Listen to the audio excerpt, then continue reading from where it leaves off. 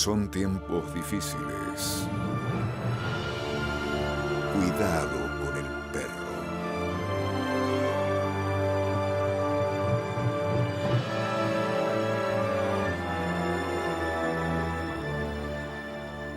¿Qué tal? Buenas noches. La cucha del Bobby, cuidado con el perro, el gusto de recibir en nuestra noche a un amigote de mucho tiempo.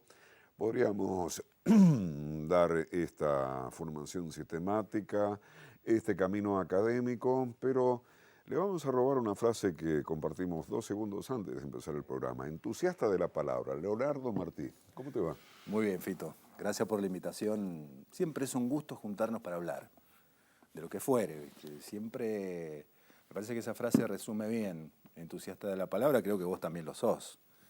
De alguna manera, escribir, hacer radio, leer, todas esas cosas que tanto nos gustan están vinculadas con la palabra.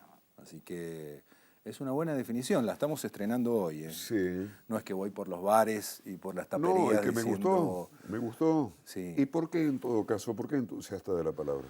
Porque me parece que el entusiasmo tiene mucho más que ver con la unión que tenemos con los fonemas, con los vocablos, que la erudición, que el conocimiento, que la inteligencia. Me parece que el entusiasmo, o la pasión, o como quiera que se pudiera llamar a ese sentir, me parece que eso es lo que nos moviliza y que tiene como premio lo otro.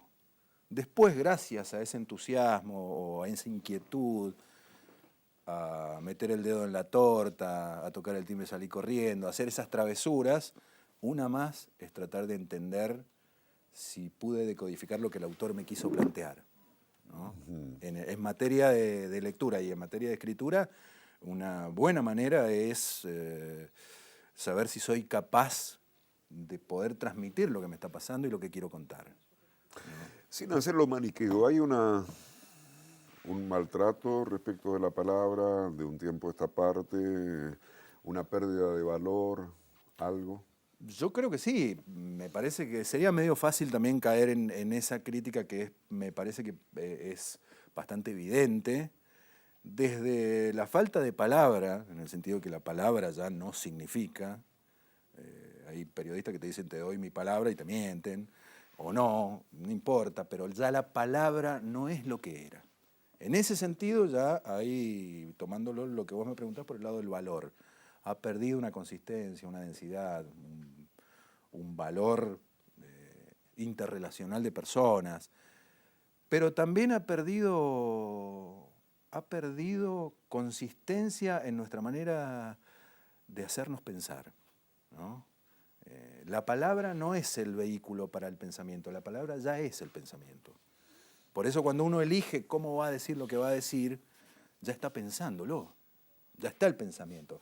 Fíjate que ante mayor complejidad de cualquier pensamiento, más selectiva es la palabra, ¿no? Los que estudian filosofía saben bien lo que digo. Hay sentires, la cosa, si hablamos de filosofía, la cosa, el ente, el ser, esas pequeñas diferencias están dadas ¿por qué? Porque hay distintas palabras y no se pueden decir con una misma palabra todo. Eso para hablar, por eso digo que soy un entusiasta de la palabra porque podemos hablar mucho. Me llama mucho la atención, por ejemplo, nuestra diferencia a la diferencia de los que hablan el inglés en cuanto al verbo to be, porque para ellos ser y estar es la misma condición. Y para nosotros son 2 estadios bien diferentes. Una cosa es ser y otra cosa es estar, ¿no? Y eso te condiciona. Me gusta mucho toda esa manera de meter la nariz en asuntos para los cuales está claro que no estoy apto, pero sí estoy entusiasmado, me interesa. Sí, me hiciste acordar, de tanto en tanto se me viene Miguel de Unamuno. Sí, claro. Pienso el sentimiento y siento el pensamiento. No sé por qué me despertaste ese recuerdo. Sí, bueno, Unamuno que nos supo transmitir a través de la palabra, fíjate qué hermosa paradoja, él en el sentimiento trágico de la vida nos alegra porque uno lo lee y se alegra, a pesar de que el libro no es precisamente un libro con final feliz, uno se alegra de que esté tan bien pensado, tan bien escrito, que el autor haya dado tanto de sí para que otros, los lectores, podamos de alguna manera completar eso, ¿no? Lo mismo que cuando uno lee a los existencialistas, está claro que no son libros felices en el sentido que nosotros conocemos la felicidad, pero sí también está claro que somos felices mientras los leemos. Esa complejidad nos divierte, nos entretiene, ¿no? Esta idea de Borges, yo autor, tú lector, nuestras nadas poco difieren. Yo escribo, vos me lees, estamos en lo mismo. No es que yo esté caminando por el bosque y vos estés en el mar, no, estamos en lo mismo. Por eso nos entendemos. Por eso yo puedo escribir para vos y vos podés leerme, terminando el círculo que yo empecé. Y eso se logra y creo que de alguna manera cada escritor elige a su interlocutor imaginario. Elige quién va a ser el que lo lea. Si te escucho y se me ocurren 10.000 asociaciones y por ahí no voy a saber qué preguntarte o qué estímulo tirarte. Se me vino Poe, caprichosamente. Sí, claro. Es denso el tipo, es pesado, pero uno lo disfruta leyéndolo, por más Sí, claro. lúgubre que sea y qué sé yo qué. Sí. Estaba dando en el taller literario un cuento de un escritor venezolano exquisito que se llama Guillermo Meneses, y el cuento se llama La mano junto al muro, y es un cuento sórdido, con mucha lobreguez, y después cuando nos juntamos a la semana siguiente a conversarlo, había una mujer enojada de lo que le había hecho leer, porque de verdad que el cuento por momentos es angustiante, es más bien apocalíptico. Y le digo, bueno, pero eso es lo que ha querido Meneses, que vos sientas eso. Quiere decir que la travesura literaria funciona. Cuando vos, en relación a esto con lo que me decís de Poe, no son textos felices, pero a vos te da una conmoción, no te deja indiferente. Aquella vieja idea de que estamos ante una muy buena obra de arte cuando ya no somos los mismos, ya nos cambió. Sí, pregunta trampa, porque intuyo tu pensamiento y más lo intuyo porque un ratitito antes de empezar el programa medio que me dijiste algo. Ah, bien. Enseñamos todas las cartas acá.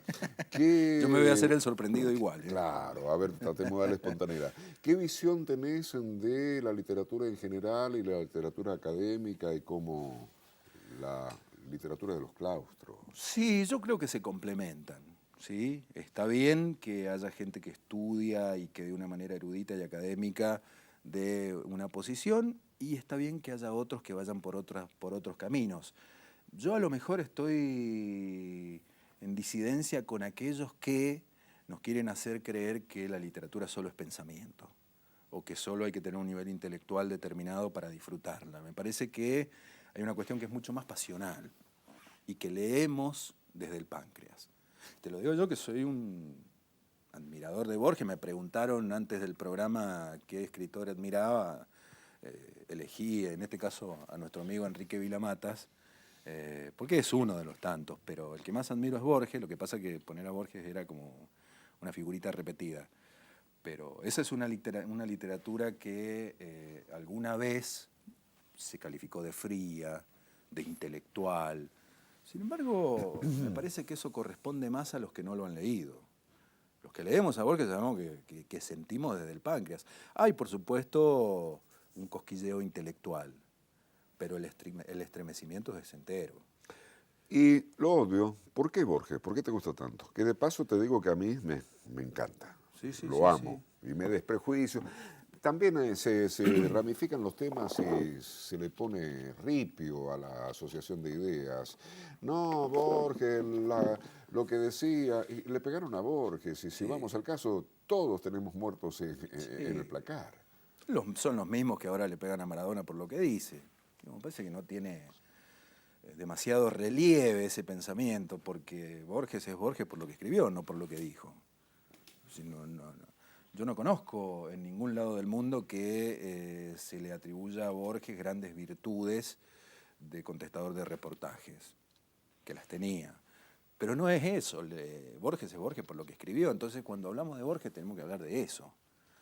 ¿Por qué Borges me decís vos? Porque me parece que toca un instrumento único. si bien cada autor personal, cada autor de los que nos interesan tienen un registro único, una respiración literaria propia, el caso de Borges camina muy en la cornisa entre la literatura y la filosofía, o aún más, utiliza los elementos de la filosofía y de la metafísica para hacer picardías literarias. Y esto me parece, a mí Borges me acompaña, mirá, yo te puedo hablar del comienzo de la Aleph, la candente mañana de febrero en que Beatriz Viterbo murió luego de una imperiosa agonía que no se redujo un instante ni al sentimentalismo ni al miedo. Noté que las carteleras de la Plaza Constitución habían renovado no sé qué anuncio de cigarrillos rubios. El hecho me alarmó, pues comprendí que el vasto e incesante universo ya se apartaba de ella y que ese sería el primero de los cambios de una serie infinita. Después podemos analizar cada cosa que dice, pero lo cierto es que el tipo vuelve de la muerte de Beatriz Viterbo y en una nimiedad, en una estupidez, en una trivialidad, que es que las carteleras de fierro de la Plaza Constitución renovaron el anuncio de cigarrillos rubios. Había otra marca, es una nimiedad. Sin embargo, el personaje se da cuenta que esa nimiedad ya Beatriz Viterbo ya se la perdió. Ya está. Me acompaña, no sé, por ejemplo, decirte, y así de manera fiel conté esta historia hasta el fin, es la historia de Caín, que sigue matando a Abel. ¿No? La historia de que los humanos somos tan idiotas desde el inicio hasta hoy que nos seguimos matando entre hermanos, u otras, qué sé yo, reflexiones al paso. Tal vez la nube sea no menos vana que el hombre que la observa en la mañana.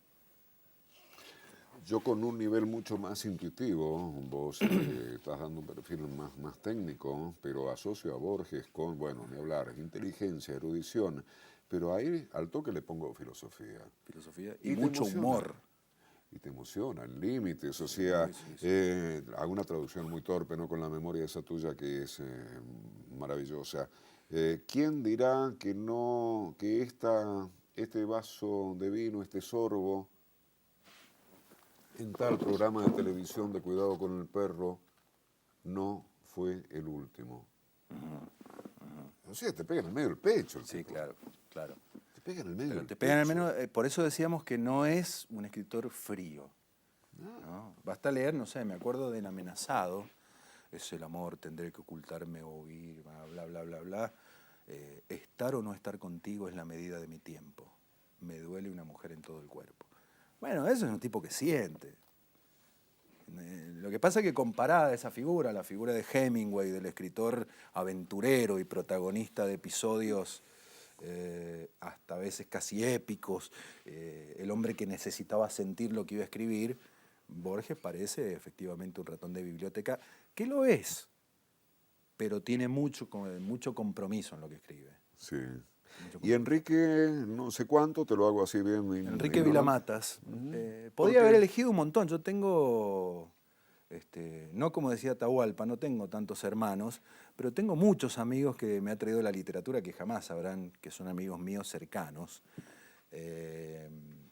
Enrique Vilamatas es un autor español, para algunos el mejor escritor español de los últimos 40 años. Yo trato de escapar de esas calificaciones porque poco importa si es el mejor o el segundo o el tercero, y en todo caso siempre va a ser subjetivo. Sí digo que es un tipo de esa escuela.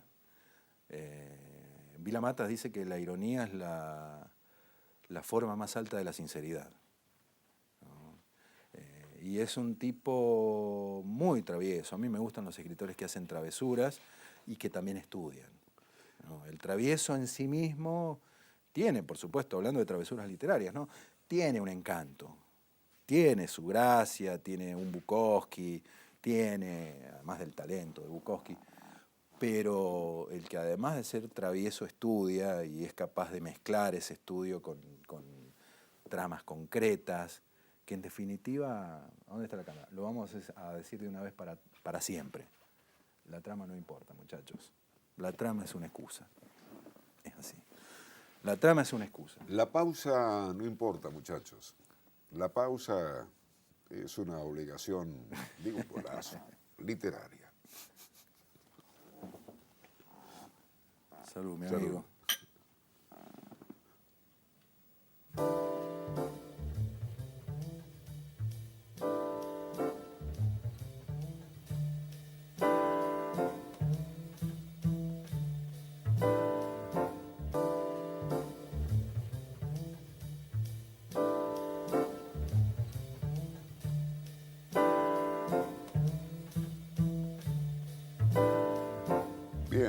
Leonardo Martí, esta noche nuestro cuidado con el perro. Descangallados. ¿Por qué descangallados, Leo? Como toda elección de un nombre de un libro, tiene que cumplir algunos requisitos básicos. El primero que cumple me parece que es la sonoridad.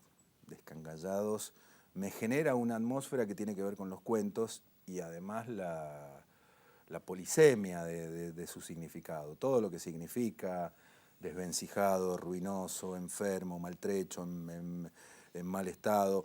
Cada una de esas acepciones se parecía demasiado a lo que le pasa a los personajes de los cuentos, que son en algunos casos personajes que no están bien, que tienen alguna patología psicológica, y en otros casos tipos con una vida más normal que en algún momento determinado de su vida actúan de una manera irracional, ¿no? Y siempre están ante aquello que es una situación anómala.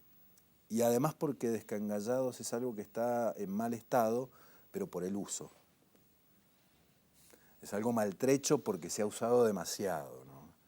No es algo que era nuevo y se rompió. ¿Cuántos cuentos? 13. ¿Algún común denominador o va? El común denominador es ese, que siempre hay como una incomodidad de fondo en los personajes. Siempre desde patologías muy severas hasta otras, por ejemplo, que es la de un obsesivo, un periodista que tiene que hacer un reportaje al escritor que él más ha admirado en toda su vida, y que tiene grabaciones en su casa, no solo los libros, las letras de tango, lo que un escritor de Balcarce, lo que ha ido escribiendo, sino que además tiene archivadas muchas apariciones públicas del escritor, es decir, que lo conoce demasiado, y el cuento trasunta los 3 días previos a la entrevista y cómo él se va preparando porque no quiere fallar en nada. Es un obsesivo muy enfermizo y va preparando esa entrevista, y cuando está el día anterior más o menos se da cuenta de que la ha preparado demasiado y que eso le va a quitar espontaneidad. Entonces trata de recular, en eso se va todo el texto, y después por supuesto el personaje que llega, que es por supuesto un personaje tan existente como los que existen de verdad, porque cuando ¿quién me puede decir que Don Quijote no existe? Claro que existe. Todos lo conocemos, Alonso Quijano, de hecho sienta por acá, nos vamos a dar cuenta de que es él sin que nadie nos lo presente. Entonces ese personaje de alguna manera muestra lo que podemos llegar a ser. Es un periodista que trabaja en un diario que se llama El Regional, un diario de provincia, tiene las costumbres propias de los periodistas y aparentemente no está tan enfermo, pero el día que le dicen que esa entrevista se le encargan a él cree que lo va a deslumbrar tanto a aquel que lo deslumbra a él, que su vida puede cambiar, y se prepara eso. Otra historia que es Un amor al paso, otra historia es la de un cura que está bastante mal y que de verdad cree en la justicia, pero se da cuenta de que la justicia divina no alcanza, entonces hay que meter un poco de justicia terrenal también. No corresponde. No corresponde. No corresponde. Pero es un cuento, una licencia literaria. Sí, pero resuelve... Espero que se haya entendido. ¿Qué dijiste? ¿Cómo era la ironía? La justicia divina y la terrenal. No, lo que habías dicho antes. Lo de Vila Matas, que la ironía es la forma más alta de la sinceridad. Bueno, es que procuré ser sincero y quizá no se entendió, estoy ironizando. Se entendió. Porque sí corresponde. Sí corresponde. Lo que pasa es que el cura Salerno, que es el personaje del libro, lo hace de una manera muy singular y a veces casi te diría que no corresponde como lo hace él. Sí correspondía que se metiera, pero no así. Es un tipo que ya ha tenido problemas en otras iglesias y lo han ido corriendo, y ha llegado a un barrio con su última carta para jugar, porque ya las autoridades eclesiásticas le han dicho que pare de hacer quilombos. Se lo han dicho de una manera más elegante, ¿no? Las autoridades eclesiásticas nunca hablan tan mal como yo, pero le han dicho que pare. Y él, bueno, hace lo que puede, se mantiene hasta que una situación lo saca. Che, me da ganas de leer el libro. Intuyo que al que está del otro lado de la cámara también puede pasar lo mismo. Ojalá. ¿Por qué no nos das una pinturita de algo? Dale. Estaba viendo recién porque son cuentos de 3, 4, 5 páginas. Hay uno que es de una sola carilla y que me parece que también grafica. Se llama Un hombre con paraguas. No llovía, pero el hombre llevaba el paraguas abierto. En esa jornada clara y sin nubes, el instrumento parecía un barrilete de cortas aspiraciones. El sujeto atravesaba la avenida con rictus de ausencia, y sus pasos de pie plano se movían como respondiendo a una música perdida. Sus ropas, de otro tiempo, eran azul noche y lo opacaban. El hombre, vista al piso, andaba la avenida oblicuamente, como si cruzara un baldío. Una camioneta veloz pasó a su lado, casi rozándolo. El conductor gritó un insulto. El sujeto del paraguas ni movió la cabeza, como si fuese sordo, como si fuese ciego, como si fuese autista. Desatendía las convenciones del tránsito y las miradas forasteras. Presumo que ni siquiera pestañeaba. Tuve un impulso de acercarme y detenerlo, de contarle que la tarde estaba soleada, que la lluvia había terminado hacía largo rato, de preguntarle hacia dónde se dirigía. Pero desistí. El sujeto atravesaba materialmente la avenida, pero su médula estaba en otra parte. Era evidente que para él autos y semáforos no existían, que respiraba en una coyuntura interna en la que los otros no son ni siquiera bultos. Al hombre no le importaba nada de lo que sucediera fuera de su persona, acaso porque ni siquiera se importaba a sí mismo. Tuve miedo por él, tuve miedo por mí. A los dos nos sobraba el domingo y se sabe, nada es tan peligroso como un hombre suelto en la vida. No sé por qué comencé a seguirlo. Nada tan peligroso como un hombre suelto en la vida. Un hombre suelto en la vida. Sí, sí. Y hay muchos hombres en la vida y muchas Suelto, mujeres sí, también. Sí, sí, sí. Él se da cuenta de, perdón, se da cuenta de que aquel que le parecía tan raro, y ahí está la metáfora, me parece, del pequeño relato, está muy emparentado con él. Tuve miedo por él, tuve miedo por mí también, dice, ¿no? A los dos nos sobraba el domingo y se sabe, nada es tan peligroso como un hombre suelto en la vida. Es decir, cualquiera de los dos podía hacer cualquier cosa. Y tampoco se sabe para qué comenzó a seguirlo. Estos textos están todos trabajados bajo una premisa que me parece que es fundamental, y es que un buen texto, no estoy diciendo que sean buenos, ¿no? Estoy diciendo la intención. Un buen texto debe decir mucho más de lo que dice. ¿No? Por eso decíamos en el bloque anterior que la trama en alguna medida es una excusa. Interesante el punto. Sí, sí. ¿Y cómo? ¿Cómo se consigue eso? El texto debe permitir una polisemia, y si es basta esa polisemia, esa cantidad de interpretaciones, mejor. Fíjate que todavía hoy se hacen simposios sobre la obra de Kafka, sobre Borges. ¿Por qué? Porque esas obras son polisémicas, esas obras admiten más de una interpretación. No es que yo voy y, por ejemplo, si uno ve Tiburón, la película, ¿qué va a interpretar? Que había un tiburón que se quería morfar la gente, ¿no? Hay posibilidades de segundas o terceras interpretaciones. Claro, esperando Godot. ¿Era Perón, Godot o...? ¿Quién era? ¿O quién era? ¿Quién era, no? Bueno, esos son los textos que me parece que son los que valen la pena y que son los que permiten la interacción. En general, no quiero ser absolutista, pero en general los bestsellers no permiten esa polisemia. Están armados para un público que quiere leer algo resuelto. No quiere ser parte de eso que mencionábamos más temprano de Borges. Nuestras nada poco difieren, yo escribo, vos me lees, los dos hacemos el texto. Si un autor o una obra es sometida a muchos análisis, es porque esa obra ha sido muy bien escrita. ¿Y qué impronta? Vuelvo a Enrique. ¿Qué Enrique Vila-Matas, nuestro amigo. Y Vila-Matas tiene algo de eso. Y tiene, algunos no les gusta demasiado porque dicen que es un escritor para escritores. Y en realidad me parece que es una mirada sesgada de la literatura de Vila-Matas. Vila-Matas es un escritor que escribe, es como si dijéramos que Borges es un escritor para escritores. No sé, porque si no, ¿cuáles son los escritores para los lectores? Los que no aportan ningún dato, los que no proponen ningún juego de la inteligencia, los que, bueno, esos escritores no sé si me interesan tanto. Me interesan los escritores que proponen algo y hay algo que debe tener en cuenta el lector, y es que la literatura es un mundo dentro del mundo. Entonces no se puede enojar un lector porque adentro de una obra ese autor haga guiñadas respecto de otro autor, que está dentro de ese mundo. Cuando uno se pone a leer, se mete en un mundo, que es el de la literatura.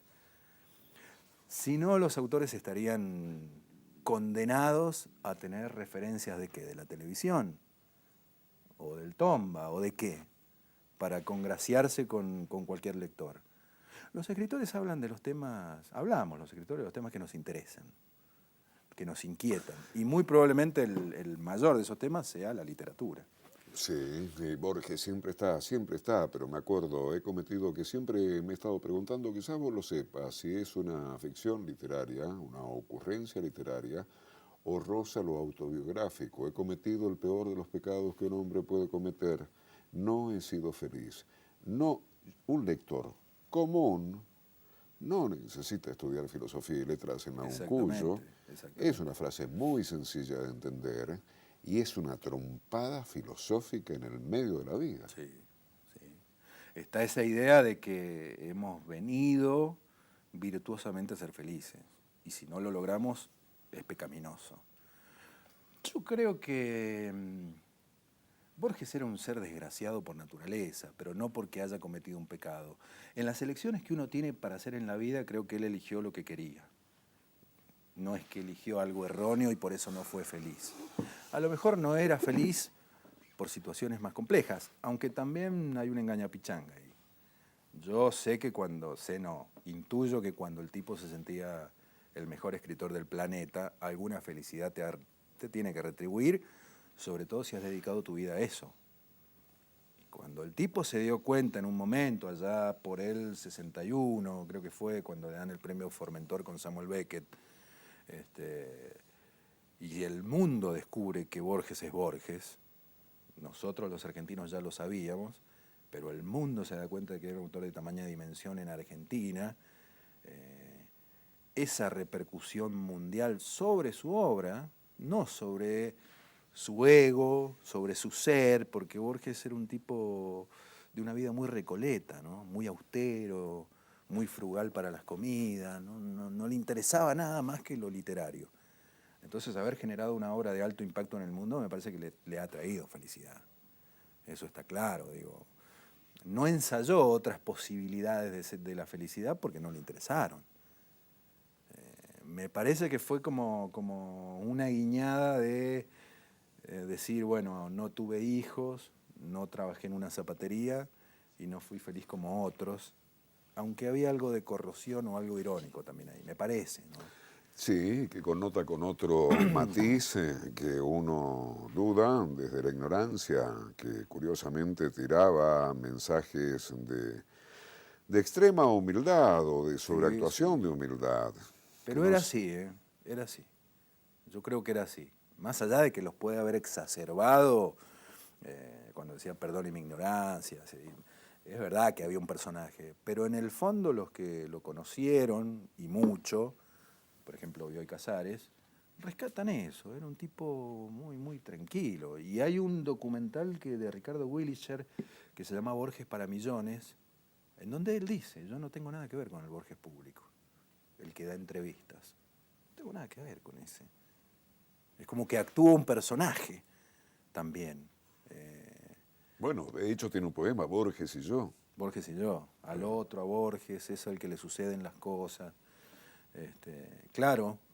Y en el poema de los dones, él dice, ¿no? Nadie rebaje a lágrima o reproche esa declaración de la magnífica de la maestría de Dios que con magnífica ironía me dio a la vez los libros y la noche. Me dio la dirección de la biblioteca y me hizo ciego justo al mismo tiempo. Claro. La noche nos está dando la presencia de Leonardo Martí. Han pasado volando para nosotros, ojalá que para vos también, los dos bloques. Vamos a una pausa chiquitita así. Esto de hablar de literatura e ir a la frase convencional, vamos No, a una pausa, está bien. coquetamente me sacas de línea. Ya volvemos.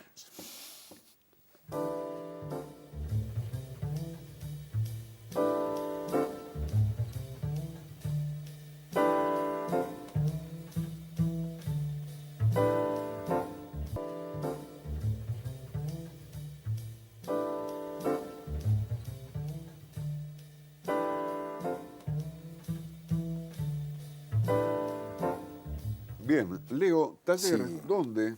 ¿Con quién? El taller está transcurriendo en la Asociación de Agrimensores. Sería bueno esto asociarlo con los poetas, ¿no? Que son capaces de medir, que están siempre midiendo la métrica para no irse de mambo en una poesía. Ha salido esto, yo he dado el taller hasta en la cárcel, lo he dado. En algún momento di el taller literario en la penitenciaría, pero en otros tiempos también en la UTN, en un instituto, lo di en la Universidad de Champagnat, en un montón de lugares. Y este año me convocaron desde ahí y la verdad es que es muy intenso el taller. Es muy intenso, es un encuentro semanal, se llevan laburo y vuelven y hay grandes debates, encendidos debates, porque en general les doy para leer cuentos que son inquietantes. Inquietantes, que no te dejan, no te da lo mismo, o no son textos solamente para admirar las virtudes literarias del que lo escribió, no. Me parece que son textos que buscan algo más. Si alguien se interesa escucharte en este momento, ¿está a tiempo o está Sí, avanzado el sí, año? puede sumarse. No, ¿Y puede qué sumarse, relación hace? empezó... Pasemos. ¿Cómo ¿Qué vio? relación comunicativa puede tener una? ¿Tenés un mail, algo? Sí, puede ir directamente a la Asociación de Agrimensores, ahí en Mitre 617, en el sexto piso. Ahí tiene que ir en la mañana hasta las 13 y ahí se ¿Qué anotan y día? todo. El taller puede ir cualquier día, de lunes a viernes, pero el taller se dicta los jueves de 19 a 21. O si quiere ir directamente el jueves que viene a las 19, va y después arreglamos lo otro. Claro. El tema es la emoción, ¿viste? Siempre el tema es ese. Ahora, quiero hacerlo físico. Un yo genérico. ¿Qué herramientas, qué pasa con este asunto de taller literario que uno escucha, entiende, pero quisiera entender mejor? ¿Qué palotes, qué ABC Está tengo que muy bien. dominar yo para entrarle a este asunto de la Está literatura? muy bien la pregunta. Yo pongo desde la ficha hasta otras situaciones, pongo taller de redacción literaria, para diferenciar de aquellos talleres literarios que es, bueno, trae tus textos y léelo y yo después te digo si está bien o está mal.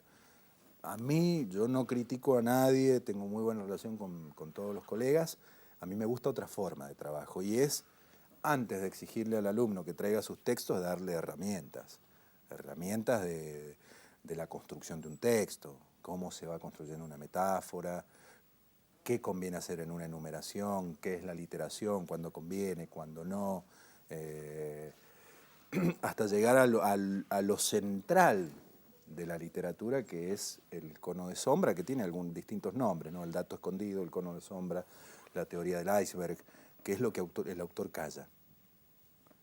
Ese es el tema que ahora nosotros llevamos no demasiadas clases y lo vamos a terminar viendo con este curso el año que viene, porque para llegar a eso hay que trabajar unas herramientas previas. Y no es un tema menor, porque el buen escritor es el que sabe callarse a tiempo.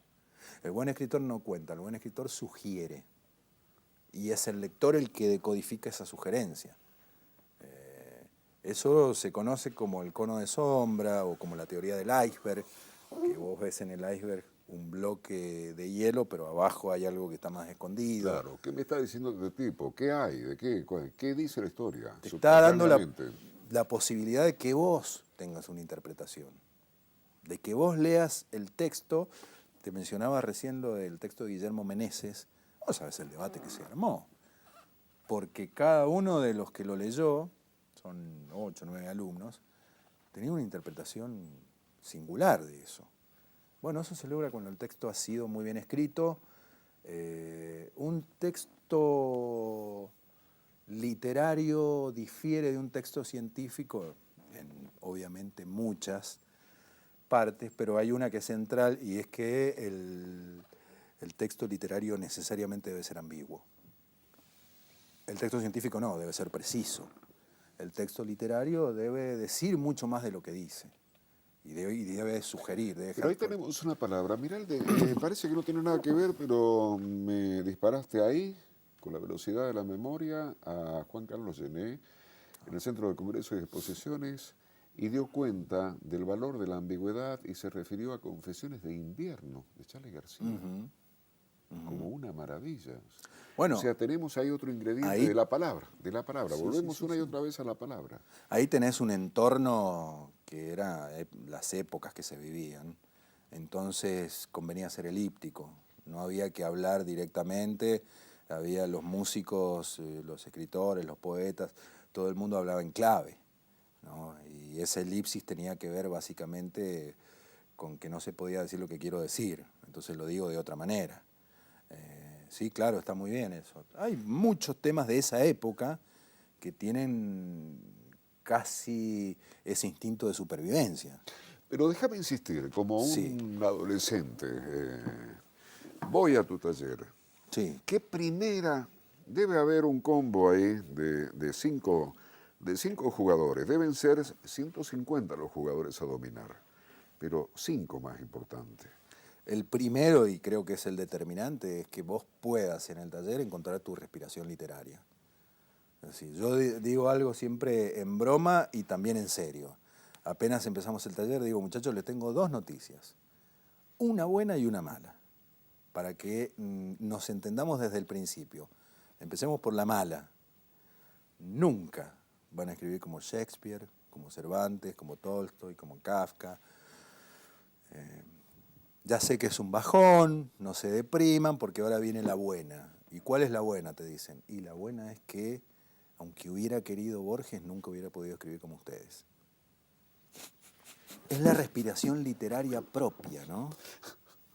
No hay modo de que otro pueda decir lo que yo puedo decir porque yo soy yo. Encontrar eso es central. Si vos encontrás esto, es decir, yo no me lo imagino a Fontana Rosa pretendiendo ser, no sé, Kjell Askildsen, por ejemplo, que es un escritor noruego. No, Fontana Rosa quiso ser Fontana Rosa. ¿Por qué? Porque conocía su respiración literaria. Es decir, sabía tocar el instrumento que la naturaleza le había dado. Eso es dificilísimo de encontrar, sobre todo si uno lee mucho, porque es como que bebe agua de distintos manantiales. Bueno, pero es un tema clásico, aún tocando de oído lo sabe más o menos uno, que son las influencias, y que Claro, no hay que torturarse ni flagelarse, o sea, hay que respetarlas, pero encontrar la propia voz. sí, claro. Encontrar la propia voz. Pero es difícil, ¿viste? Es muy difícil porque después de que encontraste tu propia voz, te tenés que preguntar dentro de esa voz o de ese registro literario cuáles son las herramientas que manejas bien. Hay no es documental, una ficción hermosa que se llama The End of the Tour, El fin del tour, que es un film que se hizo sobre David Foster Wallace, que era un escritor estadounidense que se suicidó en el 2008 y que había generado un cimbronazo con sus obras, sobre todo con su gran obra que se llama La broma infinita. Y la película es la reconstrucción de lo que vivió un periodista de la revista Rolling Stone, que le había hecho años antes una entrevista y empieza la película cuando lo llaman para decirle que se había suicidado. Entonces él empieza a buscar en los cassettes donde tenía la entrevista y los pone y la película empieza para atrás, como fue la entrevista. Entonces laburaba Foster Wallace en Illions, daba clases y una de las primeras perplejidades de este periodista era como este escritor tan grosso labura en una perdida universidad de Illions. Y cuando lo acompaña a una de sus clases, todo esto me acuerdo por lo que me dijiste vos, uno de los alumnos le lee un fragmento y él le dice que no, con la cabeza que no está bien, y le dice, no, lo que pasa es que quiero que mi narrador sea gracioso e inteligente. Y el personaje que interpreta a David Foster Wallace le dice, te tengo un consejo, que diga cosas graciosas e inteligentes. Parece una estupidez, Pero tiene que ver con esto. Vos decís, sí, uno tiene que encontrar su registro. Es dificilísimo. Porque a veces uno cree haberlo encontrado y todavía está lejos. Para encontrar la única, decía Perón, ¿no? Es el hambre que viene comiendo. Él hablaba del desarrollo en eso. La única manera de encontrar el registro es escribiendo. Escribiendo, hasta que llega un momento que vos decís, Leo, con 2 botellas más y hasta las 4 de la ¿sabés mañana qué? y con literatura podríamos Hasta meterle escribimos pata, algo, inclusive. pero tengo la impotencia convencional de estar en un programa de televisión y que está quedando poco tiempo. Está bien. Cholulamente, y le pongo ironía al cholo, porque es Sí, otra la sí, cuerda sí. que has tocado con Sí. Alejandro Dolina. Dame un parecer, Sí, esa una tripa foto tuya. no la elegí yo. Yo traje, me dijeron que trajera imágenes, varias fotos. Traigo, que es el afiche del taller, ¿no? Donde hay un montón de fotos donde estoy con escritores, con Dorio, con Sasturain, con Fabián Casa, con Gabo Ferro, con Evio Hart, con Guillermo Martínez, que hemos presentado libros juntos. La producción eligió esa, que por supuesto que también ha sido un gusto. No sé cuál es porque tengo 2. Esta es del año 2010. Una disertación que tuvo Dolina sobre la literatura argentina en el Bicentenario. Eso es el Teatro Independencia. Después tuve posibilidad de entrevistarlo de nuevo en el 2013 cuando venía a presentar Cartas Marcadas, que eso ya fue en la Feria del Libro, en el Le Parc. Y es muy buena gente, tengo muy buena relación con ese grupo, no solo con él y con Patricio Barton, sino con Manuel Moreira, con los hijos del Negro. Muy buena gente, muy buena gente. Así que de esa foto la han sacado desde el 2010. Sí.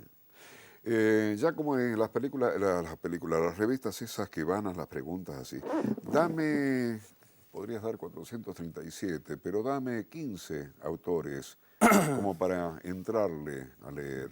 Queremos leer la convención. La convención. Sugerinos. Bueno, yo en general suelo escaparme de los autores que están en las 40 del Mazo porque, si yo te digo Cortázar, a veces sí, ya sé. O Borges, o García Márquez, o Tolstoy, o los clásicos, ¿no?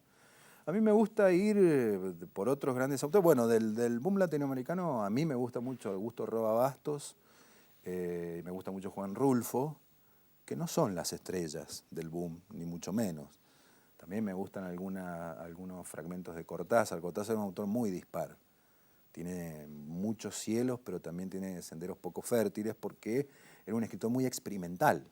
Se permitía ese juego. Entonces a veces el juego le salía bien y a veces no tanto. Y hubo una época en la que se metió con política y eso erosionó su literatura. Por ejemplo, en el libro de Manuel, donde ya hay una posición política, no porque esté bien ni mal, sino porque yo estoy hablando de lo literario, ¿no? Lo literario.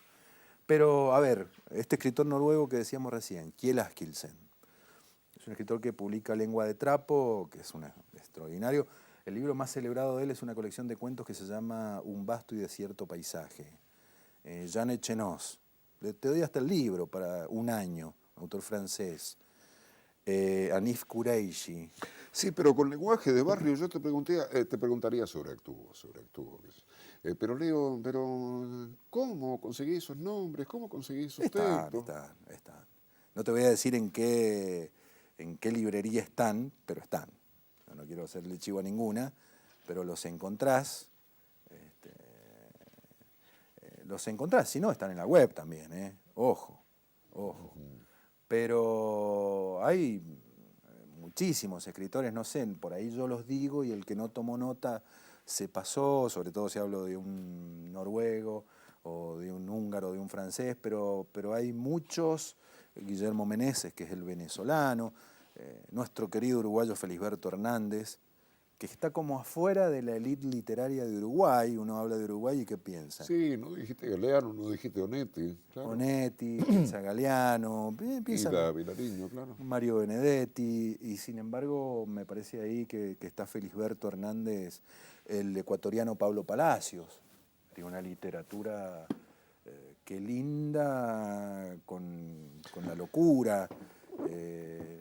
No sé, hay muchísimo. Yo ahora estoy leyendo una colección de cuentos de Sasturain, yo soy bastante amigo de Juan, estuve en Buenos Aires con Es él. pícaro. Es pícaro Muy pícaro. Y bueno, y muy bueno. Y son 66 cuentos. Claro. Porque hay una editorial que lo llamó y le dijo, mira, queremos publicar todos tus cuentos. Y están los cuentos reunidos, un bodoque así. Pero es una literatura divertida. ¿Sabes qué siempre recomiendo para los recién llegados al mundo de la lectura? Los cuentos sin plumas de Woody Allen. Se van a divertir, son diáfanos, no hay leche escondida. Mira, la vamos a hacer políticamente incorrecto, porque te digo que vos Porque he lees tomado mucho, más que pero, vos, pero claro. tomás mucho también. Y bueno. Última pregunta, Sí, ¿qué señor. libro te ha pegado más en las tripas? Y quiero que me digas uno. Porque te caprichoso. Sí. Uno, El mal de Montano. No, te diría que antes El mal de Montano, Bartleby y compañía, de Enrique Vilamatas.